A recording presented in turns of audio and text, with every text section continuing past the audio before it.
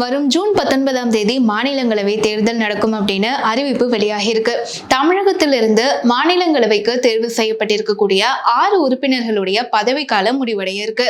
இந்த நிலையில வரும் ஜூன் 19ஆம் தேதி அந்த 6 இடங்களுக்கான தேர்தல் நடைபெறும் அப்படின்னு இந்திய தேர்தல் ஆணையம் அறிவிச்சிருக்கு.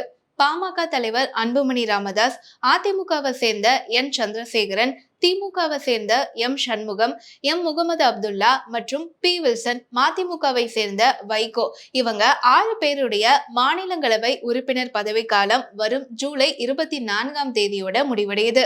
இந்த நிலையில இந்த 6 மாநிலங்களவை பதவிகளுக்கான தேர்தல் அட்டவணை குறித்த அறிவிப்பை இந்திய தேர்தல் ஆணையம் இன்று, அதாவது மே 26 இன்னைக்கு வெளியிட்டிருக்கு.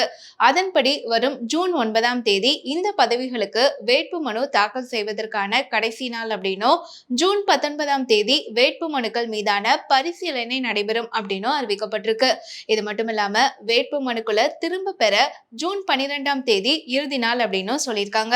ஜூன் 19ஆம் தேதி வியாழக்கிழமை காலை 9 மணியிலிருந்து மாலை 4 மணி வரைக்கும் தேர்தல் நடைபெறும் அப்படின்னும், அன்று மாலை 5 மணிக்கு வாக்குகள் எண்ணப்பட்டு முடிவுகள் அறிவிக்கப்படும் அப்படின்னும் தேர்தல் ஆணையம் அறிவிச்சிருக்காங்க.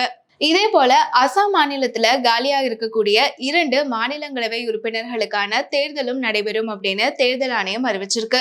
எம்எல்ஏக்கள் எண்ணிக்கையின் அடிப்படையில பிரதிநிதித்துவம் அளிக்கப்படும். இந்த தேர்தல்ல திமுகவுக்கு 4 இடங்களும், அதிமுகவுக்கு 2 இடங்களும் இருக்கு. இதுல திமுக மற்றும் அதிமுக கூட்டணிகள் சார்பில் யார் யாருக்கு வாய்ப்புகள் கொடுக்கப்படும் அப்படிங்கிற விவரம் விரைவில் தெரிய வரும் அப்படின்னு எதிர்பார்க்கப்படுது.